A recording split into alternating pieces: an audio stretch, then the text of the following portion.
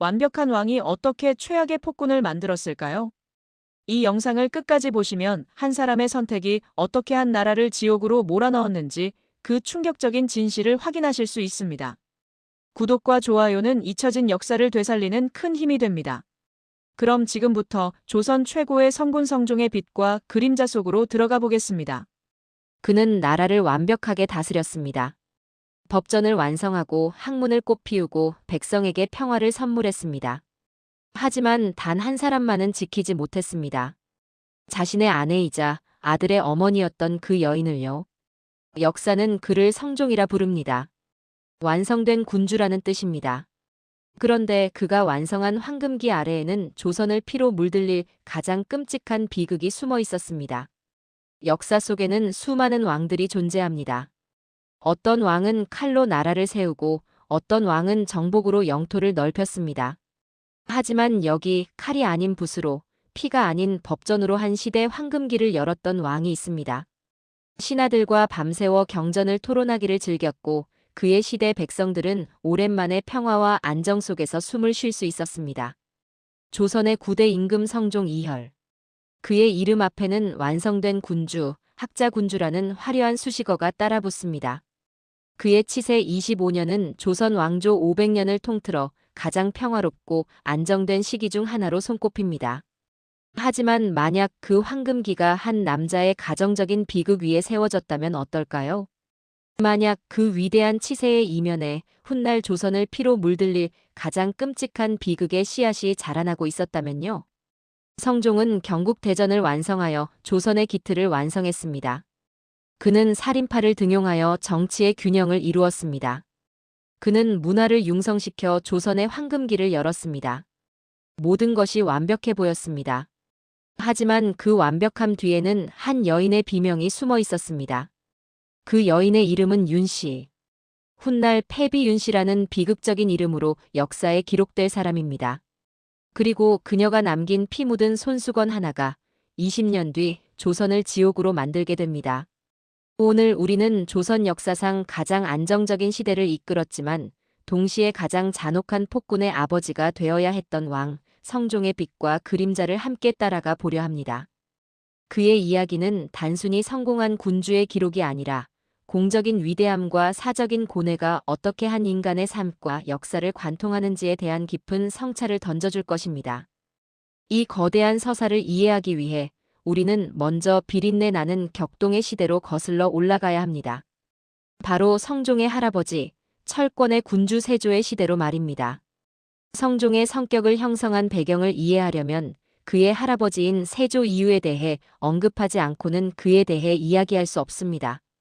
세조는 본래 수양대군으로 문종의 아들이자 자신의 조카인 어린 단종을 몰아내고 왕위에 오른 인물입니다. 이 사건이 바로 1453년의 계유정난입니다. 이 역사적 쿠데타는 조선의 정치 지형을 송두리째 바꿔놓았습니다. 세조는 왕이 되기까지 그리고 왕이 된 후에도 자신의 권력에 도전하거나 반대하는 세력을 가차없이 제거했습니다.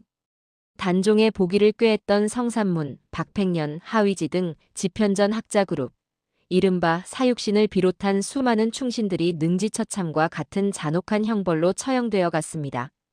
그들의 가족은 멸문지화를 당했고 여자들은 공신의 노비로 분배되었습니다. 궁궐은 공포와 침묵에 휩싸였습니다. 조선왕조실록 세조 3년 기록은 이렇게 전합니다. 육신의 무리를 모두 효수하고 그 가족을 정몰하였다. 이 한 문장 뒤에 숨은 현실은 상상을 초월하는 참혹함이었습니다. 세조의 시대는 강력한 왕권 강화와 북방 개척, 국가제도 정비라는 빛나는 업적을 남겼지만 그 이면에는 언제나 피와 숙청이라는 짙은 그림자가 드리워져 있었습니다. 이러한 철권 통치는 훈구파라고 불리는 강력한 공신 세력의 탄생을 가져왔습니다. 한명회, 신숙주, 권람과 같은 인물들은 세조를 왕으로 만드는데 결정적인 역할을 한 책사들이자 행동대원들이었습니다. 그들은 계유정난의 공로로 막대한 부와 권력을 손에 쥐었고 조선 조정을 실질적으로 움직이는 핵심 세력으로 자리 잡았습니다. 왕권은 강력했지만 동시에 이들 공신들의 힘 또한 무시할 수 없는 수준이었습니다. 왕과 공신들의 위태로운 공생관계. 이것이 바로 성종이 물려받게 될 조선의 정치적 현실이었습니다. 성종의 아버지 의경세자는 바로 이 강력한 군주 세조의 맏아들이었습니다. 그는 성품이 온화하고 학문을 좋아했다고 전해지지만 안타깝게도 20살의 젊은 나이에 요절하고 맙니다. 아들의 죽음에 세조는 크게 상심했지만 왕위 계승의 법칙에 따라 둘째 아들인 해양대군을 새로운 세자로 책봉하니 그가 바로 훗날의 예종입니다. 성종, 즉 이열은 바로 이 비운의 의경세자의 둘째 아들로 태어났습니다. 당시 그의 이름은 자을산군이었습니다. 아버지가 일찍 세상을 떠났기에 그는 왕위 계승 서열에서 한 걸음 비켜나 있었습니다. 세자인 작은아버지 예종이 건재했고 예종에게도 아들이 있었기 때문입니다. 누구도 자을산군이 훗날 용상에 앉게 될 것이라고는 상상하지 못했습니다. 그는 그저 왕실의 여러 종친 중 한 명으로 조용히 책을 읽으며 성장하고 있었습니다. 그러나 역사는 종종 누구도 예상치 못한 인물을 거대한 무대의 중심으로 끌어내곤 합니다. 1468년 강력한 카리스마로 13년간 조선을 통치했던 세조가 세상을 떠납니다. 그리고 그의 뒤를 이어 아들 예종이 조선의 8대 임금으로 즉위합니다. 예종은 세자 시절부터 아버지 세조를 도와 국정을 처리하며 능력을 인정받았지만 그에게는 두 가지 큰 약점이 있었습니다. 하나는 아버지로부터 물려받은 병약한 건강이었고 다른 하나는 아버지가 남긴 강력한 훈구 공신 세력이었습니다. 특히 그의 짧은 재위를 뒤흔든 사건이 바로 남이의 옥사였습니다. 남이는 세조 시절 북방에서 큰 공을 세운 젊고 유능한 장군이었지만 그의 빠른 성장은 기존 훈구 세력, 특히 유자광과 같은 인물들에게 큰 시기와 위협이 대상이었습니다. 예종이 막 즉위하여 권력 기반이 채 다져지기도 전인 1468년 유자광은 남이가 역모를 꾀했다는 고변을 올립니다. 어리고 경험 없는 어린 왕 예종은 이 거대한 정치적 공세 앞에서 남이를 보호할 힘이 없었습니다. 결국 남이는 혹독한 고문 끝에 억울한 죽음을 맞이했고 이 사건은 예종의 의지라기보다는 훈구 공신들이 새로운 왕을 길들이고 정적을 제거하기 위해 벌인 사건이라는 평가가 지배적입니다. 이처럼 예종은 짧은 재위 기간 동안 왕으로서의 뜻을 펼쳐보고자 했지만 막강한 훈구파와 자신의 건강 문제라는 두 개의 거대한 벽에 부딪혔습니다. 국정의 과로는 그의 병세를 더욱 악화시켰습니다. 그리고 마침내 1469년 11월 즉위한 지 불과 13개월 만에 예종은 20살, 만 19세의 젊은 나이로 갑작스럽게 세상을 떠나고 맙니다. 그의 죽음은 조선 조정의 거대한 충격과 함께 권력의 공백을 가져왔습니다. 이제 다시 누가 이 나라의 다음 왕이 되어야 하는가라는 중차대한 문제가 수면 위로 떠올랐습니다. 이 장면이 우리에게 남기는 메시지는 이것입니다. 권력은 피로 얻어지지만 그 피는 결코 마르지 않습니다. 세조가 뿌린 공포의 씨앗은 그의 손자 성종에게도 고스란히 전해졌고 성종은 그 무거운 유산을 안고 왕좌에 올라야 했습니다. 강력한 왕권과 막강한 공신 세력, 이 두 힘의 균형 속에서 성종은 자신의 길을 찾아야 했습니다. 하지만 그가 알지 못했던 것은 바로 이 권력의 게임이 훗날 자신의 가정을 무너뜨릴 것이라는 사실이었습니다. 왕이 갑작스럽게 승하하자 궁궐은 혼란에 빠졌습니다. 왕위 계승의 원칙대로라면 예종의 아들인 제한대군이 왕위를 이어야 했습니다. 하지만 당시 제한대군의 나이는 고작 4살이었습니다. 세조의 피해 통치와 예종의 불안정한 짧은 치세를 겪은 신하들에게 4살짜리 어린아이가 왕이 된다는 것은 또 다른 혼란의 시작을 의미했습니다. 바로 이 절체절명의 순간 역사의 전면에 나선 인물이 있었습니다. 그녀는 세조의 왕비이자 예종의 어머니, 그리고 성종의 할머니인 대왕대비 윤씨, 바로 정희왕후였습니다.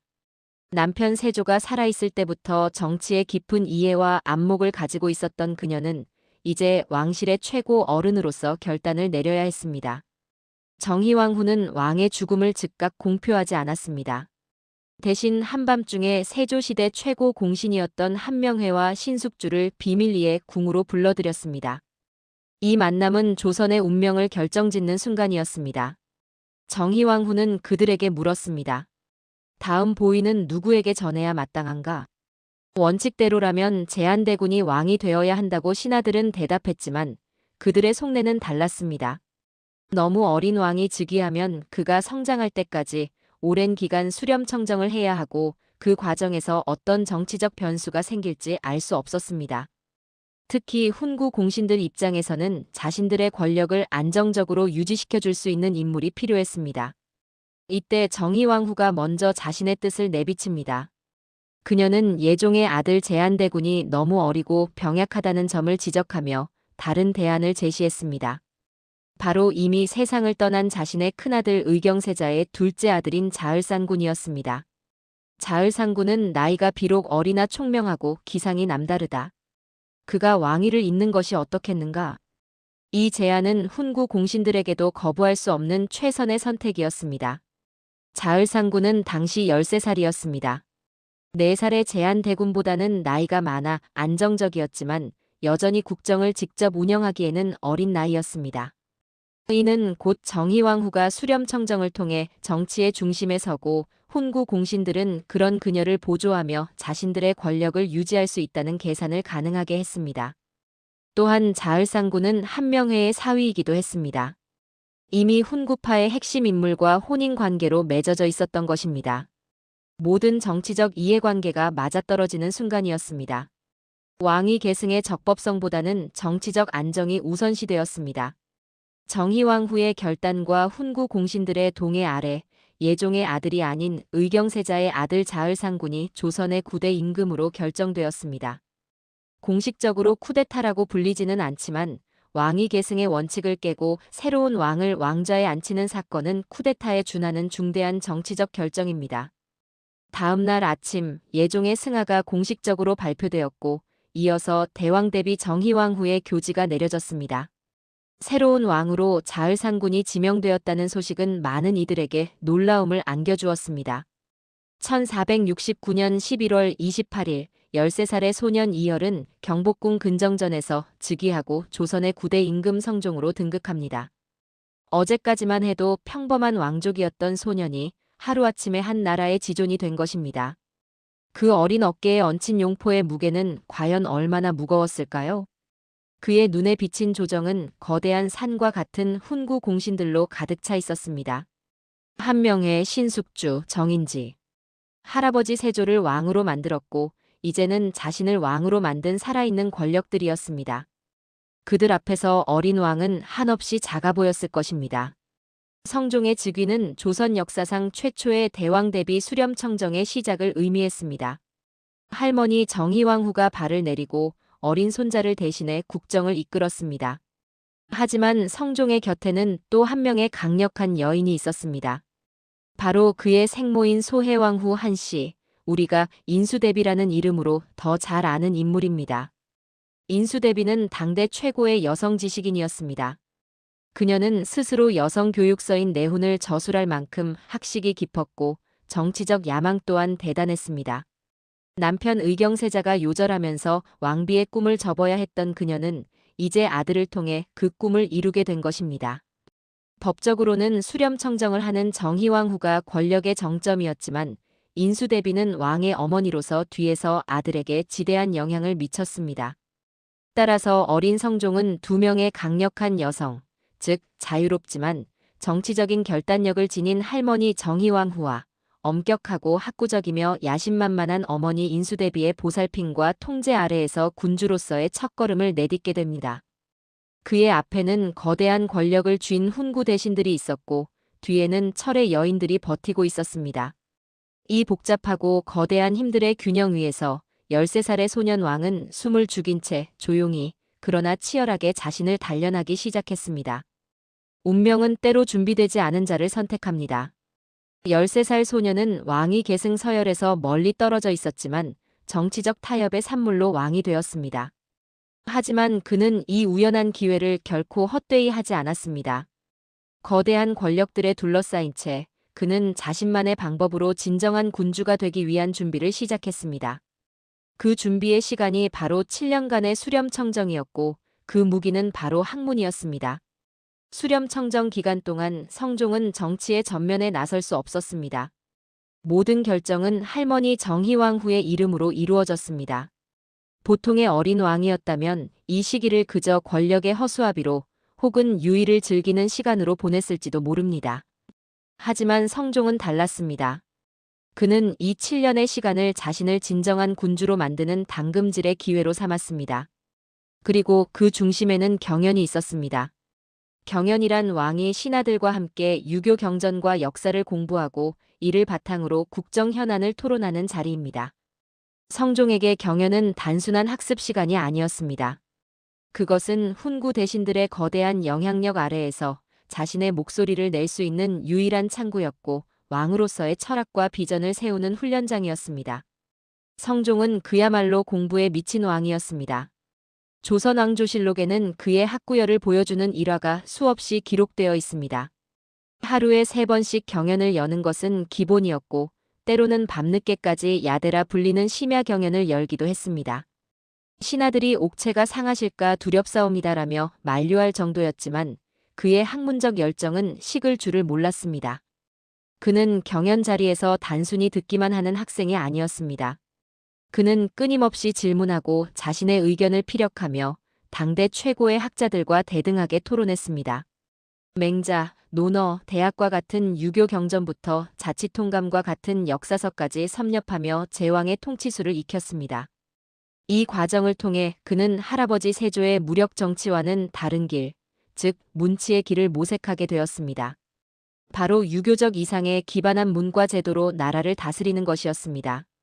이 경연에서의 시간은 성종에게 2가지 중요한 자산을 안겨주었습니다. 첫째는 해박한 지식과 논리적 사고력이었습니다. 그는 훈구 대신들의 노련한 정치 공세 앞에서도 이론적으로 밀리지 않을 수 있는 지적 무기를 갖추게 되었습니다. 둘째는 새로운 인재들을 발굴하고 그들의 충성심을 얻는 기회였습니다. 그는 경연에 참여한 젊고 재능 있는 학자들의 이름을 기억해 두었고 훗날 친정을 시작했을 때 그들을 중용하게 됩니다. 7년의 시간이 흘렀습니다. 1476년 성종의 나이 20살이 되자 대왕 대비 정희왕후는 수렴청정을 거두고 모든 국정 운영권을 성종에게 넘겨줍니다. 이제 더 이상 소년 왕이 아니었습니다. 7년간의 혹독한 학문적 수련을 통해 그는 이미 조선의 그 어떤 신하보다도 더 깊은 학식과 통찰력을 갖춘 준비된 군주가 되어 있었습니다. 오랫동안 칼을 갈아온 젊은 사자가 마침내 포효할 준비를 마친 것입니다. 이제부터 조선은 성종의 시대, 그의 이름 그대로 이룰 성자가 의미하는 완성의 시대로 접어들게 됩니다. 진정한 힘은 권력이 아니라 준비에서 나옵니다. 성종은 7년간 겉으로는 권력의 그늘에 가려져 있었지만 그 시간 동안 그 누구보다 치열하게 자신을 갈고 닦았습니다. 경연이라는 작은 공간에서 그는 거대한 왕권을 휘두를 수 있는 지적 기반을 완성했습니다. 학문은 그에게 단순한 지식이 아니라 할아버지의 피의 통치를 넘어설 수 있는 새로운 길이었습니다. 그 길의 이름은 바로 완성이었습니다. 20살의 젊은 군주 성종이 마침내 역사의 무대 전면에 섰습니다. 7년간의 수렴청정이라는 긴 당금질의 시간을 거친 그는 더 이상 누군가의 보호를 받는 어린 왕이 아니었습니다. 그의 머릿속에는 할아버지 세조의 강압적인 통치와는 다른 새로운 조선에 대한 명확한 청사진이 그려져 있었습니다. 그것은 바로 시스템과 균형을 통해 안정적으로 운영되는 국가였습니다. 왕 한 사람의 카리스마나 공신 몇몇의 힘에 의존하는 것이 아니라 잘 짜인 법과 원칙, 그리고 다양한 목소리가 공존하며 서로를 견제하는 건강한 정치 생태계를 만들고자 했습니다. 그의 위대한 통치, 즉 성종왕조로 알려진 시대는 이 위대한 이상을 현실로 이루는 과정이었습니다. 성종이 왕위에 오르면서 처음으로 맡은 과제이자 그의 통치 기간 동안 가장 큰 업적은 경국대전을 완성하는 일이었습니다. 오늘날 우리에게 경국대전은 그저 오래된 법전의 이름일지 모릅니다. 하지만 당시 조선에게 경국대전의 완성은 한 나라가 비로소 성숙한 국가로 거듭났음을 선포하는 것과 같은 의미였습니다. 경국대전이 편찬되기 이전의 조선은 어땠을까요? 건국 초기부터 여러 법령이 있었지만 체계적으로 정리되지 않은 채 흩어져 있었습니다. 일부 사안은 고려의 법률을 따랐고 일부는 명나라의 법률을 차용했으며 또 일부는 시대 필요에 따라 만들어진 임시 칙령에 근거했습니다. 이는 곧 법적 적용이 혼란스럽고 일관성이 없다는 것을 의미했습니다. 같은 죄를 지어도 어떤 관리를 만나느냐에 따라 형벌이 달라질 수 있었고 힘 있는 자들은 법의 허점을 이용해 이익을 취하기 쉬웠습니다. 국정 운영의 기준이 명확하지 않으니 모든 것이 왕의 개인적인 판단이나 권세가들의 입김에 좌우될 수밖에 없었습니다. 이러한 혼란을 바로잡고 영구히 지속될 국가의 기틀을 세우고자 했던 인물이 바로 성종의 할아버지 세조였습니다. 세조는 강력한 왕권을 바탕으로 조선의 모든 제도를 집대성하는 법전 편찬 사업에 착수했습니다. 하지만 이 방대한 작업은 세조대에도 그의 아들 예종대에도 미처 마무리되지 못했습니다. 수십 년에 걸친 거대한 국가 프로젝트는 이제 젊은 군주 성종의 손에 그 운명이 달리게 된 것입니다. 성종은 단순히 선대의 작업을 이어받기만 한 것이 아니었습니다. 그는 경연에서 단련된 특유의 학구적인 집요함과 꼼꼼함으로 법전의 모든 조항을 직접 검토하고 신하들과 토론했습니다. 그는 법전의 내용이 현실과 동떨어져서는 안 된다고 생각했고 동시에 유교적인 통치 이념에 완벽하게 부합해야 한다고 믿었습니다. 수많은 학자들과 관리들이 이 대업에 동원되었고 수십 년간 축적된 조선의 모든 행정 경험과 법리가 한 권의 책으로 응축되기 시작했습니다. 마침내 1485년 성종의 나이 29세가 되던 해 조선 왕조의 기본 법전인 경국대전이 최종적으로 완성되고 반포되었습니다. 이는 조선 건국 93년 만의 일이었습니다. 경국대전은 이전, 호전, 예전, 병전, 형전, 공전의 6부분으로 구성되어 오늘날의 국가기관과 마찬가지로 모든 국가 기능을 체계적으로 분담하여 규정하였습니다. 이전은 관리의 임명과 인사제도에 관한 법으로 공정하고 투명한 인사를 통해 국가의 기강을 세우고자 했습니다. 호전은 국가 재정의 근간이 되는 세금, 호적관리, 토지제도 등을 다루어 백성들의 삶을 안정시키고 나라의 창고를 튼튼히 하려 했습니다. 예전은 외교 의례부터 관원상제에 이르기까지 국가와 사회가 지켜야 할 모든 예법을 담아 유교적 질서를 확립했습니다. 병전은 군사제도와 국방에 관한 규정으로 나라를 지키는 힘의 근간을 마련했고 형전은 범죄와 형벌을 다루되 지나치게 가혹한 형벌을 지양하고 공정한 재판을 강조하여 백성의 인권을 보호하려 했습니다. 마지막으로 공전은 도로, 교량, 건축과 같은 공공사업과 수공업 기술자 관리에 대한 규정을 담았습니다. 경국대전의 반포는 조선 역사의 거대한 전환점이었습니다. 이제 조선은 왕이나 특정 세력의 자의적인 판단이 아닌 명문화된 법에 따라 움직이는 예측 가능한 시스템 국가가 되었습니다. 왕조가 끝날 때까지 약 500년간 경국대전은 조선을 지탱하는 불변의 뼈대이자 헌법으로 기능했습니다. 29세의 젊은 군주 성종은 할아버지와 아버지가 시작했지만 끝내지 못한 대업을 완성함으로써 조선 왕조의 통치 체제를 반석 위에 올려놓은 불멸의 업적을 남기게 된 것입니다. 경국대전으로 국가 운영의 하드웨어를 완성한 성종은 이제 그 시스템을 채울 소프트웨어, 즉 새로운 인재들에게 눈을 돌렸습니다.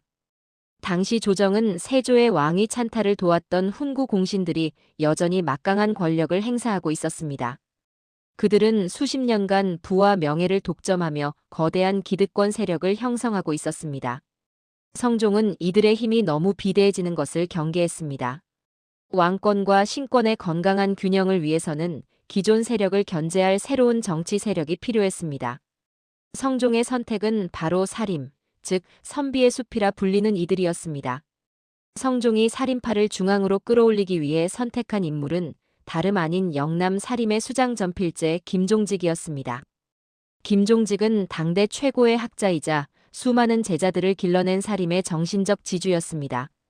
성종은 그를 파격적으로 발탁하여 높은 관직에 앉혔고 그의 제자들인 김굉필, 정여창, 김일손과 같은 젊고 패기 넘치는 사림 학자들을 대거 등용했습니다.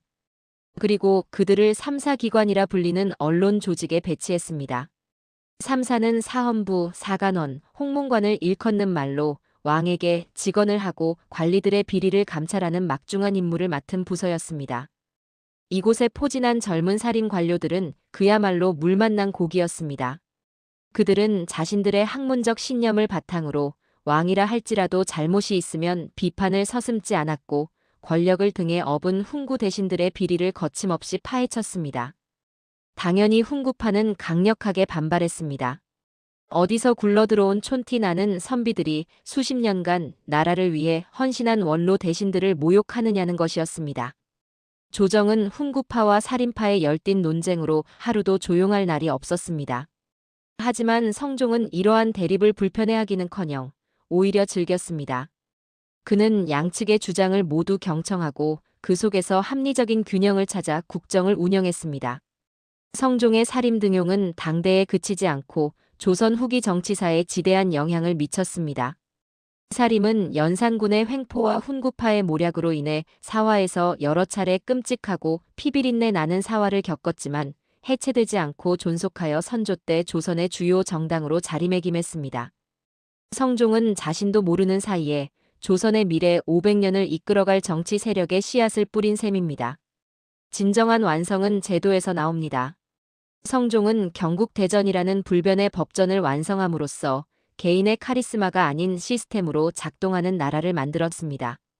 그리고 살인파를 등용하여 권력의 균형을 이루었습니다. 이것이 바로 그가 성종, 즉 완성한 군주로 불리는 이유입니다.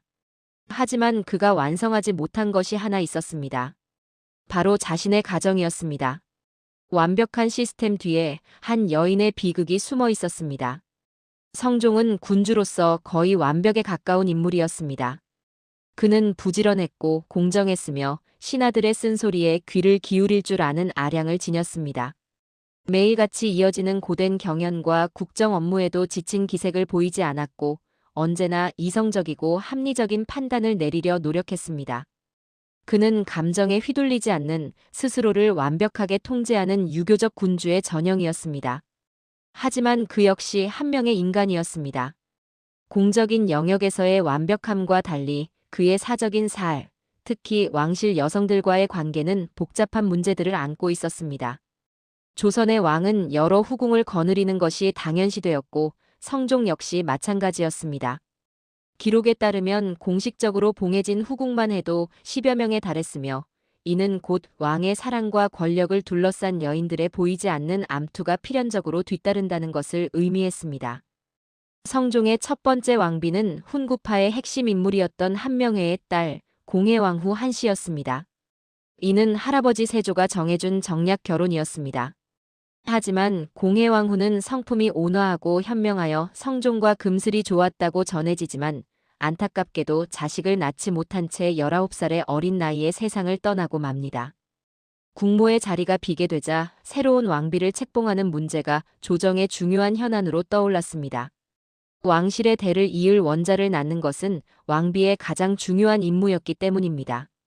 수많은 간택 후보들이 있었지만 최종적으로 성종의 선택을 받은 것은 당시 후궁의 지위에 있던 한 여인이었습니다. 그녀는 비록 가문은 한미했지만 뛰어난 미모와 총명함으로 이미 성종의 마음을 사로잡고 있었습니다. 마침내 그녀는 비어있던 중전의 자리에 오르며 조선의 국모가 됩니다.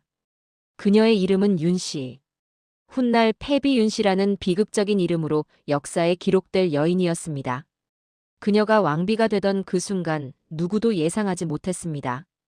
이 선택이 성종이 이룩한 태평성대의 거대한 균열을 만들고 훗날 조선을 피바다로 몰아넣을 비극의 서막이 될 것이라는 사실을 말입니다. 새로운 국모 왕비 윤씨의 시대가 시작되었습니다. 그녀는 한미한 가문 출신이었지만 이제 한 나라의 가장 높은 여인의 자리에 올랐습니다. 무엇보다도 그녀는 왕의 총애를 받는 여인이었습니다. 얼마 지나지 않아 왕자를 낳았고 태어난 직후 아기는 왕세자, 즉 왕위 계승 서열 1위로 지명되었습니다. 자신의 아들이 미래의 왕이 된 것입니다. 이제 왕비 윤씨의 지위는 그 누구도 흔들 수 없는 반석 위에 올라 있는 것처럼 보였습니다. 그녀의 앞날에는 오직 영광과 행복만이 가득할 것 같았습니다. 그러나 궁궐은 단 한 사람의 사랑만으로 평온을 유지할 수 있는 곳이 아니었습니다. 그곳은 수많은 욕망과 이해관계가 거미줄처럼 얽혀있는 복잡한 공간이었습니다. 특히 왕의 어머니, 즉 시어머니가 2명이나 존재하는 상황은 새로운 왕비에게 보이지 않는 압박으로 다가왔습니다. 한 명은 성종을 왕으로 만든 할머니, 대왕 대비 정희왕후. 다른 한 명은 아들을 왕으로 키워낸 야심만만한 어머니 인수대비였습니다. 이 두 명의 막강한 시어머니는 자유로운 눈빛 뒤에 날카로운 잣대를 숨긴 채 국모의 일거수일투족을 지켜보고 있었습니다. 비극은 바로 이 관계의 미묘한 균열 속에서 싹트기 시작했습니다. 왕비윤 씨가 상대해야 할 두 명의 시어머니는 조선 역사상 가장 강력한 여성들이라고 해도 과언이 아니었습니다. 대왕 대비 정희왕후는 남편 세조를 도와 피해 시대를 헤쳐왔고 남편 사후에는 직접 왕을 지명하며 7년간 수렴청정을 이끌었던 노련한 정치가였습니다. 그녀는 겉으로는 인자했지만 왕실의 기강과 질서를 위협하는 일에는 그 누구보다 단호했습니다. 어머니 인수대비는 또 다른 의미에서 강력한 인물이었습니다. 남편 의경세자의 요절로 좌절되었던 왕비의 꿈을 아들을 통해 이룬 그녀는 아들 성종이 자신처럼 학문적으로나 도덕적으로 완벽한 군주가 되기를 바랐습니다. 그녀가 쓴 여성교육서 내훈을 보면 그녀가 그리는 이상적인 여성의 모습이 얼마나 엄격하고 절제되어 있는지 알 수 있습니다. 그녀는 며느리 역시 자신의 그런 이상에 부합하는 흠잡을 데 없는 국모가 되어주기를 기대했습니다. 이런 두 거물 시어머니 앞에서 왕비윤 씨는 어떤 인물이었을까요? 실록은 그녀를 성품이 투기심이 많았다고 기록하고 있습니다. 하지만 그 기록 이면의 인간적인 모습을 상상해 볼 필요가 있습니다. 그녀는 비록 왕비가 되었지만 정치적 배경이 되어줄 강력한 친정이 없었습니다. 그녀가 의지할 것은 오직 왕 성종 한 사람의 사랑뿐이었습니다. 그러나 조선의 왕은 한 여인에게만 속할 수 없는 존재였습니다. 성종의 곁에는 이미 수많은 후궁들이 있었고 왕의 관심은 그들 모두에게 나뉘어 주어져야 했습니다. 바로 이 지점에서 왕비윤 씨의 불안이 시작되었습니다. 그녀는 왕의 사랑을 여러 여인과 나누어야 한다는 현실을 받아들이기 힘들었을 것입니다. 성종이 다른 후궁의 처소에 들르는 날이면 그녀는 밤새 잠 못 이루고 분노와 슬픔에 휩싸였다고 합니다. 이러한 감정은 인간적으로는 충분히 이해할 수 있습니다. 하지만 국모의 자리는 개인적인 감정을 앞세울 수 없는 자리였습니다. 왕비의 질투는 단순히 부부간의 애정 문제를 넘어 왕실의 화합과 질서를 깨뜨리는 위험한 행동으로 간주되었습니다. 인수대비는 이런 며느리의 모습을 못마땅하게 여기기 시작했습니다. 그녀가 보기에 왕비는 국모로서의 위엄과 아량을 갖추지 못한 채 그저 사사로운 감정에 휘둘리는 미성숙한 여인으로 보였습니다. 그녀는 며느리를 불러 자주 훈계했지만 왕비윤 씨는 시어머니의 꾸지람을 잔소리로 여기고 반항적인 태도를 보이기 일쑤였습니다. 고부간의 갈등의 골은 나날이 깊어져 갔습니다. 처음에는 사소한 감정의 문제였던 것이 점차 왕실 전체의 분위기를 무겁게 짓누르는 정치적 문제로 비화하기 시작했습니다. 왕비윤 씨와 시어머니 그리고 다른 후궁들 사이의 갈등이 깊어지면서 궁궐 안에서는 흉흉한 소문이 돌기 시작했습니다. 그리고 마침내 왕비의 처소에서 왕실을 발칵 뒤집어 놓을 충격적인 물건들이 발견됩니다. 이 사건들은 그녀를 파멸로 이끈 결정적인 증거가 되었습니다. 사랑은 때로 가장 큰 불행의 씨앗이 됩니다. 왕비윤 씨는 왕의 사랑을 받았지만 그 사랑을 나누어야 한다는 현실을 받아들이지 못했습니다. 그녀의 질투는 인간적이었지만 국모의 자리에서는 용납될 수 없는 것이었습니다. 두 명의 강력한 시어머니와 수많은 후궁들 사이에서 그녀는 점점 더 고립되어 갔습니다. 그리고 그 고립은 곧 광기로, 광기는 파멸로 이어지게 됩니다. 완벽한 군주의 가정에 균열이 생기기 시작했습니다. 실록의 기록은 매우 구체적이고 섬뜩합니다. 어느 날 성종이 총애하던 한 후궁의 처소에서 죽은 쥐의 사체가 발견되었습니다. 단순한 사건이 아니었습니다. 쥐의 사진은 잘려나가 있었고 저주의 글귀가 함께 발견되었습니다. 누군가 흑주술을 이용해 후궁을 저주한 것이 분명했습니다. 궁궐은 발칵 뒤집혔고 범인을 색출하기 위한 조사가 시작되었습니다. 얼마 지나지 않아 왕비윤 씨의 처소에서 더욱 끔찍한 물건들이 발견됩니다. 그것은 바로 비상이었습니다. 비상은 소량만으로도 사람을 죽일 수 있는 맹독성 동물입니다. 국모의 방에서 독극물이 나왔다는 사실만으로도 엄청난 사건이었습니다. 뿐만 아니라 질투하는 후궁들의 이름을 쓴 인형과 그 인형의 눈을 찌르고 가슴에 대못을 박아놓은 저주의 물건들도 함께 발견되었습니다. 이 사건들은 변명의 여지가 없는 것처럼 보였습니다. 왕비가 왕의 총애를 받는 후궁들을 독살하고 저주하려 했다는 명백한 증거로 받아들여졌습니다. 이 일이 대비들의 귀에 들어가자 그들의 분노는 크게 달했습니다. 특히 인수대비는 국모가 되어 감히 투기를 넘어 살인과 저주를 행하려 했다는 사실에 경악하며 이런 여인은 더 이상 국모의 자리에 둘 수 없다고 강력하게 주장하기 시작했습니다. 하지만 여기서 우리는 한 가지 의문을 가질 수 있습니다. 정말 이 모든 것이 왕비 윤 씨가 혼자 꾸민 일이었을까요? 아니면 그녀를 몰아내기 위한 누군가의 정교한 함정이었을 가능성은 없었을까요? 당시 궁궐에는 왕비 윤 씨를 시기하고 그녀의 자리를 탐내는 이들이 많았습니다. 성종의 후궁 중에는 훗날 정현왕후가 되는 윤 씨나 엄귀인, 정귀인과 같이 왕의 총애를 받던 여인들이 있었습니다. 그들 혹은 그들의 배후 세력이 왕비를 제거하기 위해 이런 끔찍한 함정을 파놓았을 가능성을 완전히 배제하기는 어렵습니다. 역사는 승자의 기록이라는 말이 있습니다. 이 사건들은 모두 왕비 윤 씨가 폐위된 후에 공식적으로 기록된 내용들입니다.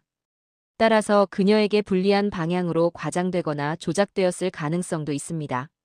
실제로 그녀가 독을 소지하고 저주를 했는지 아니면 단지 누명을 쓴 것인지는 이제 와서 명확히 밝힐 길은 없습니다. 그러나 중요한 것은 이 사건들로 인해 왕비 윤 씨는 이제 질투심 많은 아내를 넘어 왕실을 위협하는 위험한 여인으로 낙인 찍히게 되었다는 사실입니다. 성종의 마음도 서서히 그녀에게서 멀어져 가고 있었습니다. 사랑은 의심으로 변했고 신뢰의 자리에는 공포가 싹트기 시작했습니다. 이러한 사건들로 인해 성종과 왕비 윤 씨의 관계는 회복하기 어려운 지경에 이르렀습니다. 성종은 아내에 대한 실망과 배신감, 그리고 두려움으로 그녀의 처소에 발길을 끈다시피 했습니다. 사랑을 갈구했던 왕비는 왕의 외면 속에서 더욱 고립되고 히스테릭하게 변해갔습니다. 두 사람의 관계는 언제 터질지 모르는 시한폭탄과도 같았습니다. 그리고 마침내 1479년 어느 날 밤, 돌이킬 수 없는 사건이 터지고 맙니다. 그날 밤 성종은 다른 후궁의 처소에서 술을 마시고 늦게 왕비의 처소로 돌아왔습니다. 기다림과 질투에 지쳐있던 왕비는 술에 취한 왕을 보자 그동안 쌓였던 원망과 분노를 쏟아내기 시작했습니다.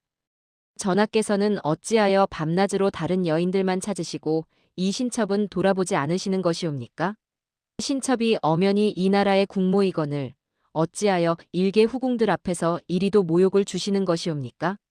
왕비의 날카로운 목소리에 성종의 심기도 불편해졌습니다. 중전, 과인은 이 나라의 군주요. 과인이 어디를 가든 누구를 만나든 그것은 과인의 뜻에 달린 것이요. 국모로서 어찌 그리 도량이 좁고 투기가 심하시오? 말다툼은 점점 격렬해졌습니다.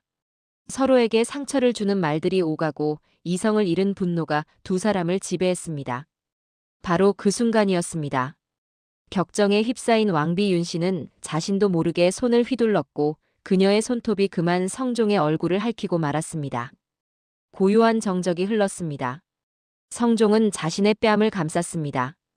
뺨에는 붉은 피와 함께 선명한 손톱 자국이 남아 있었습니다. 이것은 단순한 부부싸움의 상처가 아니었습니다. 당시의 가치관으로 왕의 몸, 즉 용화는 신성불가침의 영역이었습니다. 다른 이가 왕의 몸에 흠집을 낸다는 것은 왕의 권위에 정면으로 도전하는 대역죄나 다름없는 행위였습니다. 이성을 되찾은 왕비는 자신이 무슨 짓을 저질렀는지 깨닫고 새하얗게 질렸을 것입니다. 하지만 엎질러진 물은 주울 수 없었습니다. 성종은 아무 말 없이 처소를 나갔고 이 사건은 곧바로 시어머니인 인수대비의 귀에 들어갔습니다. 인수대비는 이 소식을 듣고 경악과 분노를 금치 못했습니다. 감히 국모라는 자가 지존이신 주상의 용안에 흠집을 내다니. 이는 하늘을 능멸한 죄요. 종사를 위태롭게 할 대역죄다. 이런 여인을 단 하루도 국모의 자리에 둘 수 없다. 인수대비는 즉시 아들 성종에게 왕비를 폐위할 것을 강력하게 종용했습니다. 그동안 며느리의 행동을 못마땅하게 여겨왔던 그녀에게 이 사건은 왕비를 내칠 수 있는 완벽한 명분이 되어주었습니다. 이제 공은 성종에게 넘어왔습니다. 그는 자신의 아내이자 다음 왕이 될 원자의 어머니를 자신의 손으로 내쳐야 하는 비극적인 선택의 기로에 서게 된 것입니다. 이성적인 군주로서의 의무와 한 남편, 한 아버지로서의 인간적인 고뇌가 그의 마음속에서 격렬하게 충돌하기 시작했습니다. 용한 할큼 사건은 순식간에 조정 전체로 퍼져나갔습니다. 왕의 얼굴에 난 상처는 곧 왕권의 상처로 받아들여졌습니다. 정인지, 신숙주와 같은 원로 훈구 대신들은 앞다투어 상소를 올렸습니다. 왕비 윤씨는 덕을 잃고 투기가 심하여 국모의 자격이 없으니 종사를 위하여 폐위하시옵소서. 성종은 깊은 고뇌에 빠졌습니다. 그는 분명 아내에게 실망하고 분노했지만 그녀를 폐위시키는 것은 전혀 다른 차원의 문제였습니다. 그녀를 내친다는 것은 단순히 아내 한 명을 버리는 것이 아니었습니다. 그것은 자신의 아들이자 왕세자인 이용 훗날의 연산군의 어머니를 죄인으로 만드는 일이었습니다. 훗날 아들이 왕이 되었을 때 죄인의 아들이라는 씻을 수 없는 정치적 족쇄를 채우는 것과 같았습니다. 이는 왕실의 정통성을 뒤흔들 수 있는 매우 위험한 결정이었습니다. 성종은 어떻게든 사태를 수습하려 했습니다. 그는 대신들에게 이는 부부간의 사사로운 다툼일 뿐이니 경들은 더 이상 이 일을 논하지 말라며 왕비 윤씨를 감싸려 했습니다. 그는 아버지로서 아들의 미래를 지켜주고 싶었을 것입니다. 또한 한때나마 사랑했던 여인을 자신의 손으로 나락에 빠뜨리고 싶지 않았을 인간적인 연민도 있었을 것입니다. 하지만 그의 의지는 거대한 압력 앞에서 무력했습니다. 가장 강력한 압력은 바로 어머니 인수대비에게서 나왔습니다. 인수대비는 아들의 유약한 태도에 실망하며 더욱 거세게 그를 몰아붙였습니다. 주상, 사사로운 감정에 이끌려 대의를 그르치려 하십니까? 저런 부덕한 여인을 곁에 두고 있다가는 장차 나라에 큰 화가 닥칠 것이옵니다. 어미의 말을 거역하시렵니까? 어머니의 단호한 태도에 성종은 흔들렸습니다. 여기에 더해 그가 등용했던 사림 세력마저 폐비에 찬성하고 나섰습니다. 도덕과 명분을 중시하는 사림에게 질투심으로 왕에게 상처를 입힌 왕비는 유교적 가치의 정면으로 위배되는 인물이었기 때문입니다. 훈구파와 사림파가 이례적으로 한 목소리를 내는 상황이 된 것입니다. 성종은 완전히 고립되었습니다. 조정의 모든 신하와 왕실의 가장 큰 어른인 어머니마저 그의 반대편에 섰습니다. 그는 군주로서 이 모든 반대를 무릅쓰고 아내를 지킬 수도 있었을 것입니다. 하지만 그는 갈등과 대립보다는 안정과 화합을 중시하는 군주였습니다. 결국 그는 자신의 의지를 꺾고 거대한 흐름에 굴복하기로 결정합니다. 1479년 6월 2일 성종은 눈물을 머금고 교지를 내립니다. 왕후 윤씨는 본성이 잔혹하고 질투심이 강하여 국가의 어머니로서의 의무를 다하지 않았습니다. 이에 폐위되어 평민으로 강등되었습니다. 한때 왕의 총애를 한몸에 받았던 조선의 국모는 하루아침에 모든 지위를 박탈당하고 죄인의 신분으로 전락했습니다. 그녀는 화려한 교태전에서 쫓겨나 궁궐 밖 초라한 사가에 유배되었습니다. 성종은 자신의 손으로 사랑했던 여인과 아들의 어머니를 내치는 비정한 결정을 내렸습니다. 그는 이것이 모든 비극의 끝이라고 믿고 싶었을 것입니다. 하지만 안타깝게도 이것은 더 큰 비극의 시작에 불과했습니다. 사가에 유배된 폐비 윤씨의 삶은 어땠을까요? 그녀는 비록 죄인이었지만 왕의 아들을 낳은 몸이었기에 최소한의 생활은 보장받았을 것입니다. 하지만 물질적인 풍요와 상관없이 그녀의 삶은 지옥과도 같았을 것입니다. 하루아침에 모든 것을 잃은 상실감, 남편에게 버림받았다는 배신감, 그리고 무엇보다 피부치인 어린 아들을 볼 수 없다는 고통이 그녀를 짓눌렀습니다. 그녀는 아마 매일 밤 아들인 세자가 있는 궁궐 쪽을 바라보며 눈물을 흘렸을 것입니다. 그런데 그녀의 존재는 단순히 한 여인의 개인적인 비극에 그치지 않았습니다. 그녀는 살아있는 것만으로도 조정 전체를 뒤흔드는 거대한 정치적 시한폭탄이었습니다. 왜였을까요? 문제는 바로 세자였습니다. 세자는 논란의 여지 없는 다음 왕위 계승자였습니다. 그렇다면 언젠가 그가 왕위에 오르는 날 그는 자신의 생모가 폐위되어 궁 밖에 살고 있다는 사실을 어떻게 받아들일까요? 10중 8구 새로운 왕은 어머니의 억울함을 풀고 그녀를 왕비로 복위시키려 할 것입니다. 그리고 그 과정에서 과거 어머니를 폐위시키는데 앞장섰던 신하들에게 피해 복수를 감행할 것이 분명했습니다. 당시 패비를 주장했던 것은 훈구파와 살인파를 막론하고 조정의 거의 모든 신료들이었습니다. 즉 패비윤 씨가 살아있는 한 그들 모두는 미래의 왕에게 숙청당할 운명에 놓여있는 예비 역적들이나 다름없었습니다. 이러한 공포는 조정에 보이지 않는 불안과 균열을 만들어냈습니다. 신하들은 성종에게 끊임없이 상소를 올리기 시작했습니다. 처음에는 패비의 동태를 엄격히 감시해야 한다는 수준이었지만 시간이 갈수록 그들의 목소리는 점점 더 극단적으로 변해갔습니다. 전하, 화근은 뿌리째 뽑아야 하는 법이옵니다. 패비윤 씨를 이대로 살려두는 것은 종사에 크나큰 위협이 될 것이옵니다. 그들의 논리는 차가웠습니다. 한 여인의 목숨과 나라의 안위를 저울질한다면 당연히 후자를 택해야 한다는 것이었습니다. 그들의 주장 속에는 나라의 안위를 걱정하는 충심도 있었겠지만 미래에 닥쳐올 자신들의 안위를 걱정하는 이기적인 공포심이 더 크게 자리 잡고 있었습니다. 성종은 또다시 끔찍한 선택의 기로에 섰습니다. 그는 이미 아내를 폐위시키는 고통스러운 결정을 내렸습니다. 이제 신하들은 한 걸음 더 나아가 아예 그녀의 목숨을 끊으라고 압박하고 있었습니다. 성종은 버텼습니다. 군주이기 이전에 그는 한 아이의 아버지였습니다. 아들의 어머니를 제 손으로 죽이라는 요구를 쉽게 받아들일 수 없었을 것입니다. 어쩌면 그는 패비가 사가에서 조용히 뉘우치며 살아가다 보면 언젠가 이 모든 논란이 잠잠해질 것이라는 신락 같은 희망을 가졌을지도 모릅니다. 하지만 그의 희망은 가장 가까운 곳에서부터 무너져 내렸습니다. 바로 어머니 인수대비였습니다. 인수대비는 신하들보다 더 강경했습니다. 그녀에게 패비윤 씨는 단순히 부덕한 며느리가 아니라 아들의 완벽한 통치에 흠집을 내고 왕실의 질서를 어지럽힌 용서 못할 존재였습니다. 또한 그녀는 손자인 세자의 장래를 위해서라도 그의 생모가 살아있는 것이 결코 도움이 되지 않는다고 판단했습니다. 살아있는 어미는 끊임없이 세자의 발목을 잡을 정치적 족쇄가 될 뿐이었습니다. 인수대비는 아들을 찾아가 눈물로 호소하고 때로는 단호한 논리로 그를 압박했습니다. 주상, 어찌하여 사사로운 정에 얽매여 대사를 그르치려 하시나이까? 지금 저 여인을 살려두는 것은 자비가 아니라 훗날 우리 왕실과 이 나라에 더 큰 피를 부를 화근을 키우는 어리석은 짓입니다. 어미의 말을 들으시어 종사를 위해 결단을 내리시옵소서. 어머니의 압박과 신하들의 끊임없는 상소 속에서 성종은 무너져 내렸습니다. 그는 더 이상 버틸 힘이 없었습니다. 어쩌면 그 역시 신하들의 논리에 점차 수긍하게 되었을지도 모릅니다.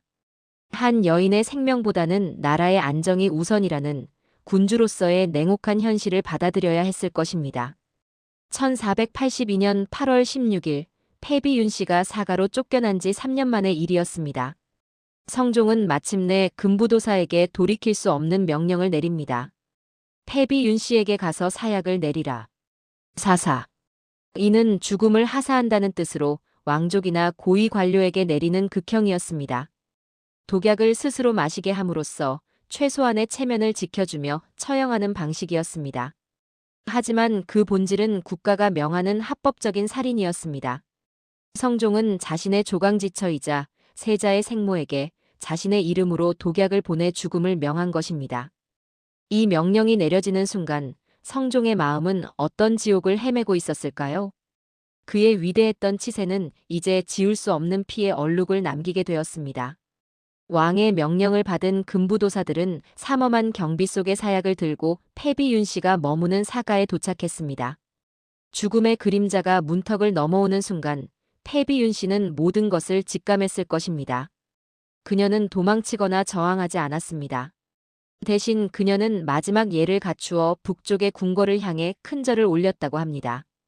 그리고 자신을 돌봐주던 어머니 신 씨와 마지막 작별 인사를 나누었습니다. 그녀의 마지막 순간에 대해서는 야사를 통해 더욱 극적인 이야기가 전해집니다. 죽음을 앞둔 그녀는 어머니에게 비단 손수건 한 장을 건넸다고 합니다. 그리고 끓어오르는 독약을 마셨습니다. 잠시 후 그녀는 검붉은 피를 토해냈고 그 피를 어머니에게 건넸던 비단 손수건에 쏟아냈습니다. 그리고 숨이 끊어지기 직전 마지막 유언을 남겼습니다. 어머니, 훗날 내 아들 융이 자라 왕위에 오르거든 부디 이 피 묻은 손수건을 보여주십시오. 그리고 어미가 아무 죄 없이 억울하게 죽임을 당했다는 사실을 똑똑히 알려주십시오. 내 아들이 내 원한을 갚아주도록. 이 피 묻은 손수건. 이것은 단순한 유품이 아니었습니다. 그것은 한 여자가 자신의 모든 원한을 쏟아부어 남긴 원망의 결정체였습니다. 아들의 가슴에 복수심을 심기 위해 남긴 저주의 씨앗이자 훗날 조선의 역사를 피로 물들릴 비극의 신호탄이었습니다. 그녀의 어머니 신씨는 딸의 참혹한 죽음을 오열하며 지켜보았고 피로 얼룩진 그 비단 손수건을 아무도 모르는 곳에 깊이 숨겼습니다. 언젠가 외손자가 왕이 될 그날을 기다리면서 말입니다. 패비윤 씨는 그렇게 28살의 젊은 나이로 생을 마감했습니다. 그녀의 죽음으로 조정의 오랜 골칫거리는 사라졌습니다. 신하들은 안도의 한숨을 내쉬었고 왕실은 다시 안정을 되찾은 것처럼 보였습니다. 성종은 이 끔찍한 비극을 역사의 뒤안길로 묻어버리고 싶었을 것입니다. 하지만 진실을 덮는다고 해서 상처까지 사라지는 것은 아니었습니다. 한 사람의 죽음은 끝이 아니라 시작입니다. 성종은 아내를 죽임으로써 현재의 문제를 해결했다고 생각했습니다. 하지만 그는 미래에 더 큰 재앙의 씨앗을 심었습니다. 피 묻은 손수건은 단순한 유품이 아니라 20년 뒤 조선을 지옥으로 몰아넣을 저주의 증표였습니다. 그날 사약을 들이킨 한 여인의 원한은 그녀의 아들을 통해 조선 전체를 피바다로 만들 것입니다. 완벽한 군주의 선택이 최악의 비극을 만들어낸 순간이었습니다. 패비윤 씨의 죽음 이후 성종은 새로운 왕비를 맞이했으니 그녀가 바로 정현왕후 윤 씨입니다. 정현왕후는 성품이 온화하고 덕이 깊어 왕실의 어른들을 잘 모셨고 자신의 소생이 아님에도 불구하고 세자 이용을 친아들처럼 지극정성으로 보살폈습니다. 그리고 성종은 궁궐 전체에 철저한 함구령을 내렸습니다. 누구도 세자 앞에서 그의 생모인 패비윤 씨에 대한 이야기를 입에 담아서는 안 된다는 엄명이었습니다. 모든 과거는 완벽하게 지워진 듯 보였습니다. 세자는 자신의 친어머니가 일찍 병으로 죽은 것으로 알고 성장했습니다. 하지만 진실을 덮는다고 해서 상처까지 사라지는 것은 아니었습니다. 어린 세자는 자신도 모르는 거대한 비밀의 그림자 속에서 자라나고 있었습니다. 그는 자신을 아껴주는 자애로운 새어머니와 엄격한 아버지가 있었지만 채워지지 않는 내면의 공허함을 느꼈을 것입니다. 어쩌면 궁녀들이 자신을 보며 남몰래 수군거리거나 동정 어린 눈빛을 보내는 것을 느끼며 막연한 불안감에 휩싸였을지도 모릅니다. 그의 내면에 억압된 상처와 분노는 종종 예측할 수 없는 형태로 터져나왔습니다. 실록에는 어린 시절 세자의 기행에 대한 기록이 남아 있습니다. 한 번은 그가 아끼던 사슴을 누군가 실수로 죽이자 그 사람을 죽일 듯이 때려 문제가 된 적이 있었습니다.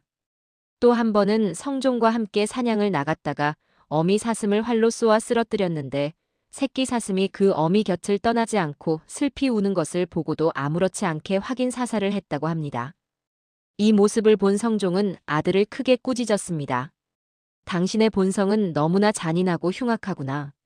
언젠가 이 나라의 임금이 되실 텐데 그 잔혹한 마음으로 어떻게 선한 정치를 하실 수 있겠습니까? 성종은 아들의 잔혹한 본성을 걱정하여 엄격한 규율로 그를 다스리려 했습니다. 하지만 그는 정작 그 기질이 어디서부터 비롯되었는지는 알려주지 못했습니다. 아들의 삐뚤어진 행동이 바로 자신이 만들어낸 거대한 비극과 침묵 속에서 자라난 상처의 발현이라는 사실을 그는 애써 외면하고 있었을 뿐입니다. 세자는 자신의 슬픔과 분노의 근원을 알지 못한 채 점차 통제 불가능한 괴물로 자라나고 있었습니다. 패비윤 씨가 죽은 후 10여 년의 세월이 흘렀습니다. 표면적으로 성종의 치세는 여전히 평화로웠습니다.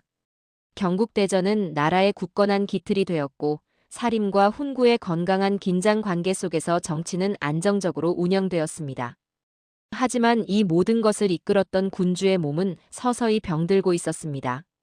끊임없는 경연과 과도한 국정 업무는 그의 건강을 갉아먹었고 마음 깊은 곳에 묻어둔 아내에 대한 죄책감 역시 그의 심신을 지치게 했을 것입니다. 성종은 죽음을 앞두고 신하들에게 아들인 세자에 대한 당부를 남깁니다. 세자는 총명하나 학문을 즐기지 않고 그 성품에 다소 포악한 면이 있으니 경들이 잘 보필하여 성군으로 이끌어주기 바라오. 그는 마지막 순간까지 아들의 기질을 걱정하고 있었습니다. 어쩌면 그는 자신이 떠난 후 아들이 모든 진실을 알게 될 날을 두려워하고 있었을지도 모릅니다. 하지만 그는 끝내 자신의 입으로 아들에게 진실을 말해주지 못했습니다.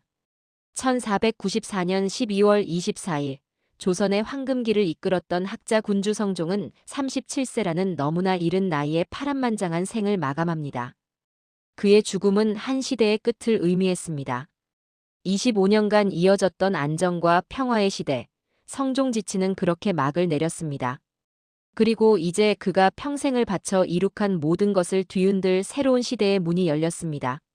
아버지의 뒤를 이어 용상에 오른 인물은 바로 왕세자 이용, 훗날 연산군이라는 이름으로 역사에 기록될 폭군이었습니다. 아버지가 남긴 안정된 나라와 강력한 왕권을 물려받은 젊은 왕. 하지만 그의 마음속에는 아버지가 남긴 또 다른 유산, 즉 거대한 비밀과 치유되지 않은 상처가 도사리고 있었습니다. 연산군의 통치 초기 몇 년은 폭풍전의 고요와도 같았습니다. 하지만 그의 내면에는 아버지 성종과는 다른 폭력적이고 권위주의적인 기질이 분명히 존재했습니다. 그는 신하들이 자신의 권위에 도전하거나 조금이라도 비판적인 언사를 하는 것을 용납하지 못했습니다. 특히 그는 아버지 성종이 높이 평가했던 살인파에 솔직하고 정직하게 말하는 문화를 오만하다고 여겼습니다. 그가 보기에 신하란 그저 왕의 명령에 복종해야 하는 존재일 뿐이었습니다. 그리고 1498년 즉위 4년째 되던 해 그의 억눌려왔던 잔인성이 마침내 폭발하는 첫 번째 사건이 터집니다. 조선 최초의 사화인 무오사화였습니다. 이 사건을 통해 연산군이라는 왕의 본질 그리고 그가 앞으로 조선을 어떻게 이끌어갈 것인지가 명백히 드러났습니다. 연산군의 분노는 무자비한 피해 숙청으로 이어졌습니다. 글을 쓴 김종직은 이미 죽었고 그의 무덤은 파헤쳐지고 그의 머리는 잘렸는데 이를 부관참시라고 합니다. 그 글을 실록에 실었던 김일소는 물론 그와 관련된 수많은 살인 학자들이 능지처참을 당하거나 유배를 가거나 파직되었습니다. 성종이 수십 년에 걸쳐 키워냈던 살인 세력은 이 한 번의 사건으로 뿌리째 흔들리게 되었습니다. 무오사화는 조선 전체에 공포를 각인시켰습니다. 이제 더 이상 왕에게 감히 쓴소리를 할 수 있는 신하는 없었습니다. 성종시대의 자유로운 토론 문화는 완전히 사라지고 오직 왕의 비위를 맞추는 아첨만이 살아남았습니다. 연산군은 피의 맛을 보았고 공포가 얼마나 효과적인 통치 수단인지를 깨달았습니다. 하지만 이것은 시작에 불과했습니다. 아직 그는 자신의 출생에 얽힌 더 끔찍한 비밀을 알지 못했기 때문입니다. 무오사화 이후 연산군의 폭정은 날개를 달았습니다. 그는 사치와 향락에 빠져들었고 자신을 비판하는 자들을 가차없이 처벌했습니다. 이런 상황에서 자신의 이익을 위해 왕의 관기를 더욱 부채질하는 간신들이 등장하기 시작했습니다. 그중 대표적인 인물이 바로 임사홍이었습니다. 그는 연산군의 총애를 얻기 위해 그리고 과거 자신과 정적이던 인물들을 제거하기 위해 누구도 입에 담지 못했던 판도라의 상자를 열기로 결심합니다. 1504년 즉위 10년째 되던 해 임사홍은 연산군에게 패비윤씨 사건의 전말을 상세하게 고했습니다. 당신의 생모는 병으로 죽은 것이 아니라 억울한 누명을 쓰고 폐위된 후 아버지 성종의 명령으로 사약을 받고 피를 토하며 죽었다는 충격적인 진실을 말입니다. 그리고 그 폐위와 사사의 과정에 어떤 인물들이 관여했는지 그 명단을 하나하나 읊었습니다. 연산군은 엄청난 충격에 휩싸였습니다. 그동안 그를 괴롭혔던 막연한 공허함과 분노의 실체가 마침내 드러난 순간이었습니다. 자신을 지극정성으로 길러준 자애로운 어머니 정현왕후는 진짜 어머니가 아니었고 그토록 존경했던 위대한 아버지 성종은 자기 어머니를 죽인 원수였습니다. 궁궐의 모든 신하와 대비들은 이 사실을 알면서도 자신을 속여온 거짓말쟁이였습니다. 그의 세계는 송두리째 무너져 내렸습니다. 연산군은 혹시나 하는 마음에 자신의 외할머니, 즉 패비윤 씨의 어머니인 신 씨를 궁으로 불러들였습니다. 그리고 마침내 외할머니는 수십 년간 숨겨왔던 딸의 마지막 유품을 꺼내 보였습니다. 피로 붉게 물든 비단 손수건. 어머니가 죽어가며 남긴 핏자국. 그리고 어미의 원한을 갚아달라는 마지막 유언. 그 피 묻은 손수건을 본 순간 연산군의 남은 이성은 완전히 끊어지고 말았습니다. 그의 슬픔은 순식간에 세상을 향한 증오로 하늘을 찌를 듯한 광기로 폭발했습니다. 이제 조선은 그 누구도 상상하지 못했던 지옥과도 같은 피의 복수극을 목격하게 될 운명이었습니다. 어머니의 원한을 가슴에 품은 연산군은 인간이 아니었습니다. 그는 복수의 화신이었습니다. 그는 어머니의 폐위와 사사에 조금이라도 관련된 모든 사람들을 색출하여 자신의 손으로 직접 단죄하기 시작했습니다. 이것이 바로 무오사화보다 더욱 참혹하고 광기 어린 갑자사화였습니다. 복수의 칼날은 가장 먼저 아버지 성종의 후궁들을 향했습니다. 당시 패비윤 씨를 질투하고 모함했다고 알려진 엄귀인, 정귀인은 연산군에게 직접 끌려와 머리채를 잡힌 채 마구 타당했습니다. 그것으로도 분이 풀리지 않은 연산군은 그들의 아들들을 불러와 자신의 손으로 직접 그 어미들을 때려 죽이도록 강요했습니다. 아들들이 차마 그러지 못하고 머뭇거리자 연산군은 직접 몽둥이로 두 후궁을 때려 죽였습니다. 그리고 그 시신을 갈기갈기 찢어 저자거리에 던졌습니다. 인간이 저지를 수 있는 가장 끔찍한 형태의 복수였습니다. 그의 광기는 죽은 자에게도 예외를 두지 않았습니다. 패비를 주장했던 한명회, 정인지 등 이미 세상을 떠난 원로 대신들의 무덤을 파헤쳐 그 시신의 목을 베는 부관참시를 행했습니다. 살아있는 신하들은 말할 것도 없었습니다. 당시 사건에 관련된 수십 명의 신료들과 그 가족들이 하루아침에 처형되거나 노비로 전락했습니다. 조정은 피비린내와 곡소리로 가득 찼습니다. 복수의 정점은 할머니인 인수대비를 향했습니다. 연산군은 병상에 누워있던 인수대비를 찾아가 어찌하여 내 어미를 죽였소라며 거칠게 항의했습니다. 야사에 따르면 격분한 연산군이 머리로 할머니를 들이받았고 그 충격으로 병세가 악화된 인수대비가 얼마 뒤 세상을 떠났다고 전해집니다. 아버지가 그토록 존경하고 따랐던 어머니를 손자가 복수의 칼날로 죽음에 이르게 한 것입니다. 성종이 평생에 걸쳐 이룩했던 모든 것이 아들의 손에 의해 처참하게 파괴되었습니다. 그가 완성한 법전 경국대전은 폭군의 광기 앞에서 휴지 조각이 되었고 그가 등용했던 사림 학자들은 무오사화와 갑자사화라는 두 번의 칼날 아래 쓰러져 갔습니다. 그가 지키려 했던 왕실의 권위와 안정은 그의 아들이 벌인 끔찍한 가족사 비극으로 인해 땅에 떨어졌습니다. 아버지가 지은 화려하고 견고한 집을 아들이 광기라는 불을 질러 잿더미로 만들어버린 셈이었습니다. 연산군의 폭정은 영원하지 않았습니다. 그의 잔인함과 사치가 극에 달하자 마침내 1506년 박원종, 성희안 등을 중심으로 한 신하들이 쿠데타를 일으켜 그를 왕의 자리에서 끌어내리고 강화도로 유배 보냈습니다. 그는 유배지에서 쓸쓸한 최후를 맞이했습니다. 중종 반정으로 알려진 이 사건으로 연산군의 치세가 끝나고 그의 이복 형제인 진성대군이 새로운 왕인 중종으로 즉위했습니다. 이제 모든 광풍이 지나갔습니다. 복수는 정의가 아니라 또 다른 비극입니다. 연산군은 어머니의 억울함을 풀겠다는 명분으로 조선을 피바다로 만들었습니다. 하지만 그 복수가 끝났을 때 남은 것은 오직 파괴와 죽음뿐이었습니다. 성종이 심은 한 알의 씨앗이 20년 뒤 온 나라를 집어삼킬 괴물로 자라났습니다. 완벽한 군주가 남긴 가장 큰 실패는 자신의 선택이 아들에게 어떤 상처를 남길지 생각하지 못한 것이었습니다. 피는 피를 부르고 한 여인의 눈물은 한 나라의 눈물이 되었습니다. 우리는 지금까지 살펴본 7가지 장면을 통해 한 사람의 선택이 어떻게 한 시대 전체의 운명을 바꿀 수 있는지를 확인했습니다.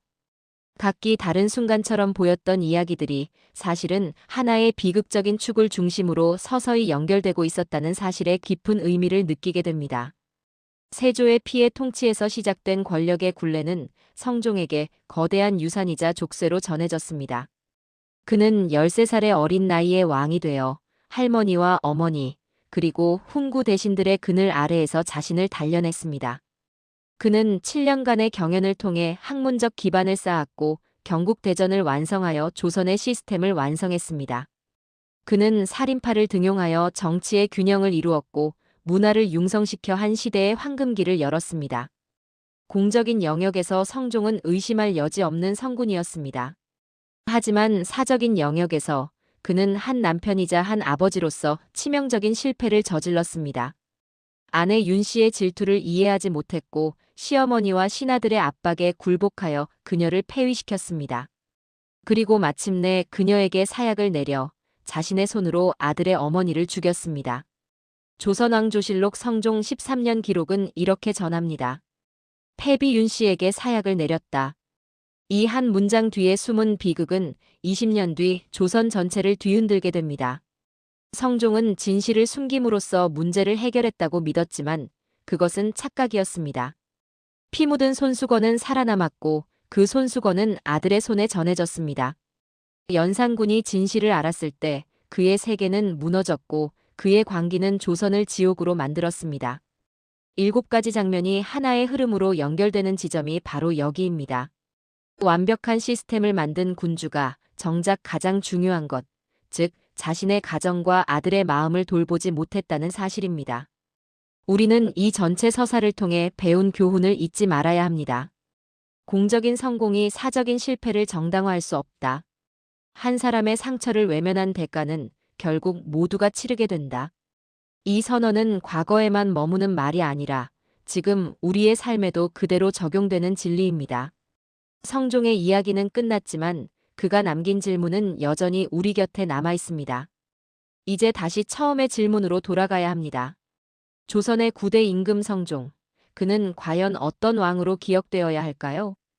그는 의심할 여지 없이 위대한 군주였습니다. 그는 조선 왕조 500년의 헌법인 경국대전을 완성하여 나라의 기틀을 세웠습니다. 그는 학문을 사랑하고 문화를 융성시켜 한 시대의 황금기를 열었습니다. 그의 통치 아래 백성들은 평화를 누렸고 나라는 안정되었습니다. 그의 공적인 업적만 놓고 본다면 그는 세종대왕의 버금가는 성군으로 칭송받아 마땅합니다. 그의 위대한 업적들은 그가 죽은 후에도 조선이라는 나라를 지탱하는 굳건한 버팀목이 되었습니다. 하지만 역사는 그에게 또 다른 너무나도 가혹한 꼬리표를 남겼습니다. 바로 폭군 연산군의 아버지라는 꼬리표입니다. 그는 나라를 다스리는 데는 성공했지만 자신의 가정을 다스리는 데는 처참하게 실패했습니다. 그는 완벽한 시스템을 만드는 데는 성공했지만 가장 중요한 후계자를 키워내는 데는 실패했습니다.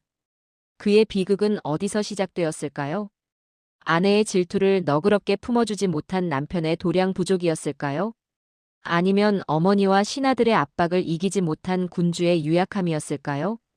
혹은 아들의 상처를 정면으로 마주하고 보듬어주지 못한 채 침묵과 외면으로 덮어버리려 했던 아버지의 비겁함이었을까요? 아마 그 모든 것이었을 것입니다. 성종의 삶은 우리에게 한 가지 선율한 진실을 알려줍니다. 아무리 위대한 공적인 업적을 쌓았다 할지라도 사적인 영역에서의 단 하나의 치명적인 실패가 그 모든 것을 무너뜨릴 수 있다는 사실입니다. 그는 이성으로 나라를 다스리려 했지만 결국 가장 깊은 곳의 인간적인 감정과 관계의 문제를 해결하지 못함으로써 역사의 죄인이 되고 말았습니다. 지금까지 우리가 함께 걸어온 7가지 장면을 다시 한번 되돌아봅시다. 첫째, 세조의 피해 유산이 성종에게 전해졌습니다. 둘째, 13살 소년이 운명의 선택으로 왕이 되었습니다. 셋째, 7년간의 경연을 통해 학자 군주가 탄생했습니다. 넷째, 경국대전과 사림 등용으로 완성의 시대를 열었습니다. 다섯째, 왕비 윤 씨의 질투와 갈등이 시작되었습니다. 여섯째, 패비와 사약, 한 여인이 죽음을 맞이했습니다. 일곱째, 피 묻은 손수건이 돌아왔고 조선은 지옥이 되었습니다. 이 7장면은 서로 떨어져 있는 이야기가 아니라 하나의 거대한 비극으로 이어진 연속된 서사였습니다. 성종이 남긴 가장 큰 교훈은 이것입니다. 완벽함이란 공적인 영역에만 존재할 수 없고 사적인 영역의 진실과 용기 없이는 진정한 완성에 이를 수 없다는 것입니다. 조선의 학자 군주 성종 이혈. 그의 이야기는 성공한 군주의 영웅담도 실패한 지도자의 경고문도 아닌 그 중간 어디쯤에 있습니다. 그는 가장 밝은 빛과 가장 짙은 그림자를 동시에 품고 있는 역사상 가장 모순적이고 비극적인 군주 중 한 명이었습니다. 그는 조선이라는 거대한 집을 가장 아름답고 튼튼하게 지은 위대한 건축가였습니다. 하지만 그는 그 집의 가장 중요한 대들보 아래에 언젠가는 모든 것을 무너뜨릴 비극이라는 작은 불씨 하나를 남겨두고 떠났습니다. 여러분은 오늘 이 이야기를 통해 무엇을 느끼셨나요? 성종의 선택 중 어떤 순간이 가장 마음에 남으셨나요? 만약 여러분이 그 자리에 있었다면 어떤 선택을 하셨을까요? 좋아요와 댓글로 여러분의 생각을 나눠주세요. 여러분의 해석이 이 역사를 더 깊게 만듭니다. 구독은 잊혀진 역사를 되살리는 큰 힘이 됩니다. 역사는 오래전 이야기가 아니라 오늘의 우리에게 길을 비추는 등불입니다. 긴 시간 함께 걸어주셔서 감사합니다.